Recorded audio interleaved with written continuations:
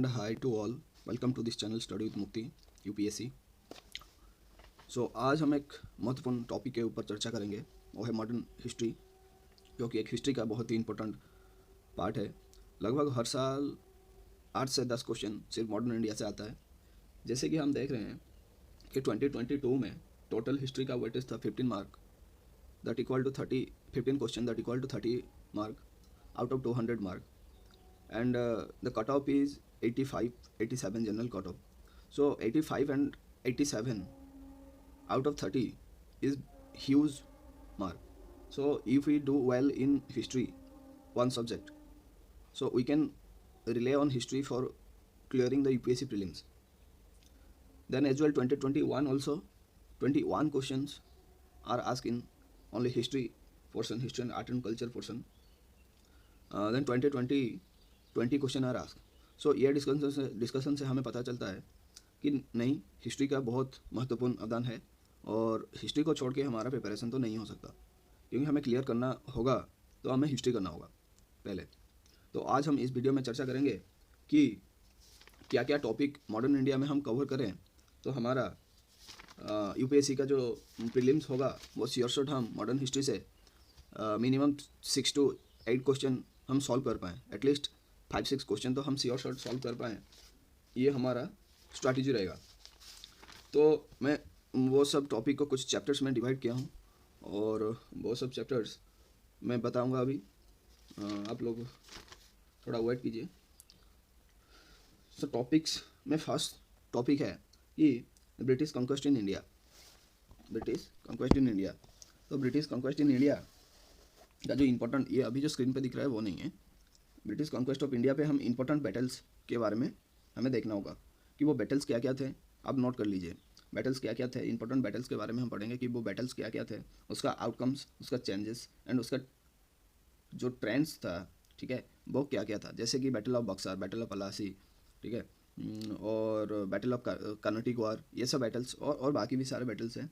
तो ये बैटल्स हमें देखना होगा, क्योंकि हर साल बैटल से ही क्वेश्चन, हर 1-2 साल में क्वेश्चन आता ही आता है। उसके बाद गवर्नर जनरल, ठीक है, फिर ब्रिटिश वर्सेस प्रिंसली स्टेट का भी क्वेश्चन आता है। Then name of the king whom the British fought, जो कि जब जो प्रिंसली स्टेट में जो राजा थे, किंग्स थे, उनके साथ ब्रिटिशर्स का जो फाइट हुआ था उसे हमें लिखना होगा, पढ़ना होगा।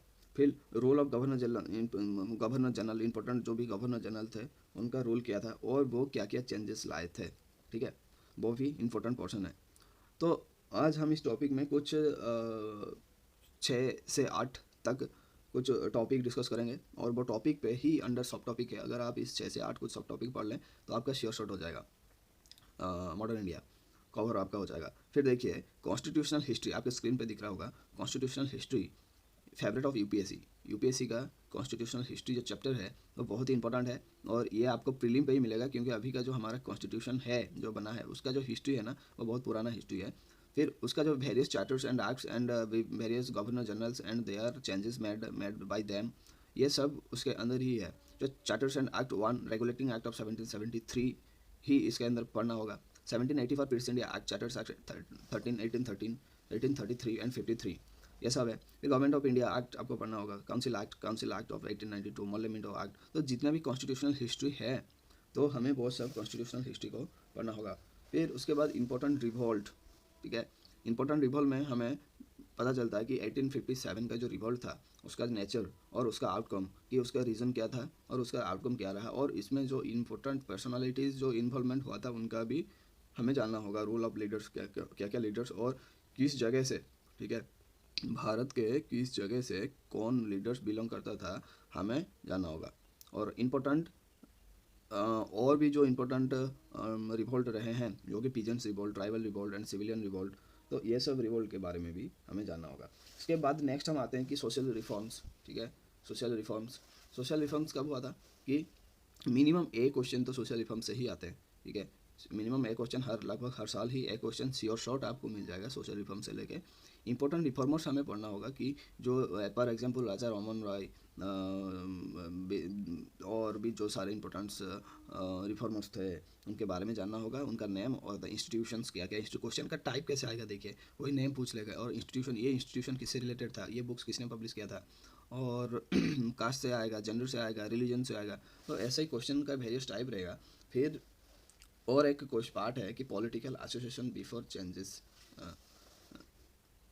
तो नेम ऑफ लीडर्स, क्या कौन कौन लीडर्स थे, और नेम ऑफ ऑर्गेनाइजेशन का नेम जो वो लोग किए थे, ऑर्गेनाइजेशन का नेम एंड लोकेशन एसोसिएटेड, ये सब रहेगा। फिर फॉर्मेशन ऑफ कांग्रेस, तो कांग्रेस का फॉर्मेशन हुआ था, इससे भी क्वेश्चन लगभग हर साल एक दो क्वेश्चन इससे भी आते। फिर मॉडरेट लीडर्स कौन कौन थे, उनका जो कंट्रीब्यूशन था क्या था, फिर कांग्रेस का इंपॉर्टेंट सेशंस, कौन प्रेसिडेंट था, ये सब आएगा। एस्टिमेट लीडर कौन कौन थे, ये सब में से भी क्वेश्चन आएगा। उनका आइडियोलॉजी क्या क्या था, उसका जो कांग्रेस का सेशन हुआ था उसका आउटकम्स क्या रहा, और रिजोल्यूशन में उसका क्या क्या कांग्रेस सेशन का था।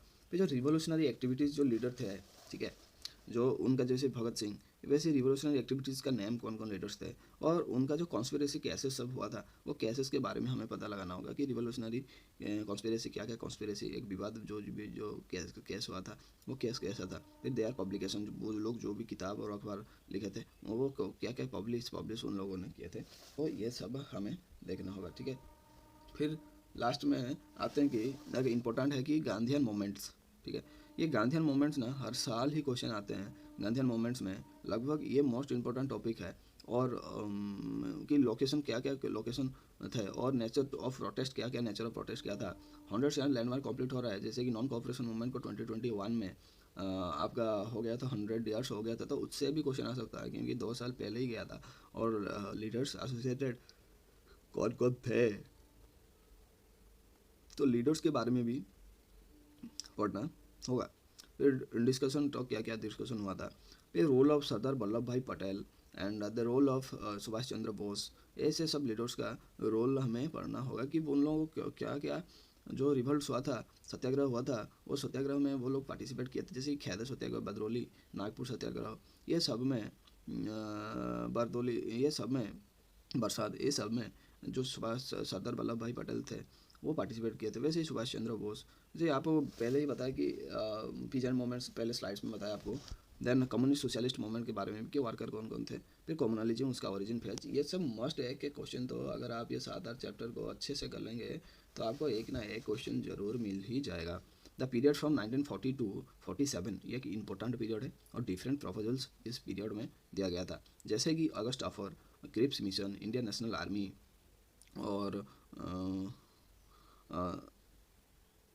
Desai Liaquat formula, Wavell plan, Mountbatten plan, CR plan, तो ये सब अदर प्लान्स भी है। ये सब बहुत सारे प्लान आपको रखना होगा क्योंकि 1940 टू 1947 का जो फेज़ था ना, वो बहुत एक रिवोल्यूशनरी फेज़ था, और उसी फेज़ डिसाइड करता है कि इंडिया को इंडिपेंडेंट मिलेगा या नहीं। उसी के अंदर क्विट इंडिया मूवमेंट ये सब आया था, और बहुत चेंजेस इंडिया में पॉलिटिकली एंड एडमिनिस्ट्रेटिव चेंजेस, बहुत सारे चेंजेस हुआ था, और बहुत डिस्कशंस हुआ था, तो ये जानना ज़रूरी है। तो हम इस वीडियो को समराइज़ करते हैं। इस वीडियो का समरी था कि अगर कुछ चैप्टर्स मॉडर्न इंडिया में हम कर लेंगे, कुछ 8 से 10 चैप्टर टॉपिक हम कर लेंगे मॉडर्न इंडिया का, तो हमें श्योर शॉट 8 क्वेश्चन से 8 से 10 क्वेश्चन हमें मिल जाएगा।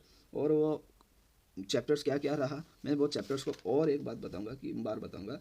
वो चैप्टर्स नंबर 1 था ब्रिटिश कॉन्क्वेस्ट ऑफ इंडिया, ठीक है, कि ब्रिटिश इंडिया में कैसे उनका विस्तार किए वो। सेकंड है कॉन्स्टिट्यूशनल हिस्ट्री, जो भी चैप्टर्स, जो भी आर्ट्स था वो सब हमें पढ़ना होगा, ठीक है, जैसे कि government of India arts, council arts, charter arts, और जैसे कि रिफॉर्म सब था ना वो हमें पढ़ना होगा। फिर इंपॉर्टेंट रिवोल्ट्स के बारे में पढ़ना होगा, उसका रीजन्स क्या था और उसका आउटकम्स क्या था, और इन्वॉल्वमेंट। वैसे ही सोशल रिफॉर्म्स के बारे में पढ़ना होगा, जो भी इन्वॉल्व थे, जो भी पर्सनैलिटीज़ इन्फॉर्म में, उसे उन लोगों को पढ़ना होगा, ठीक है। ये 4th नंबर पर गया। 5th नंबर पर पॉलिटिकल एसोसिएशंस बिफोर कांग्रेस, जो कांग्रेस से पहले पॉलिटिकल एसोसिएशन था उसके बारे में पढ़ना होगा। और 6th में है फॉर्मेशन ऑफ कांग्रेस का फॉर्मेशन हुआ था, और various meetings held by Congress, ये सब पढ़ना होगा। फिर रिवोल्यूशनरी एक्टिविटीज़ 7 में रिवोल्यूशनरी एक्टिविटीज़, 8 में गांधीयन मूवमेंट्स एंड सरदार वल्लभ भाई पटेल्स मूवमेंट, और सुभाष चंद्र बोस, ये सब पर्सनालिटी। फिर कम्युनिस्ट सोशलिस्ट मूवमेंट के बारे में पढ़ना होगा, वर्कर लीडर कौन कौन थे, कम्युनलिज्म, और last and important topic is that the period from 1940 to 1947, because between this period decide India will independent or not, India will get the political power will or not. Okay, or on this phase various important offers or missions are formulated like August offer and Cripps mission plan and Indian National Army and CR plan, various the plans are formed between this phase. सो आज इस video को conclude करते हैं। आशा करता हूँ कि आप video से बहुत कुछ आपको सीख मिला होगा। अगर आप कुछ भी हेल्प आपको मतलब वीडियो से मिला होगा तो आप चैनल को काइंडली सब्सक्राइब कीजिए। Thank you.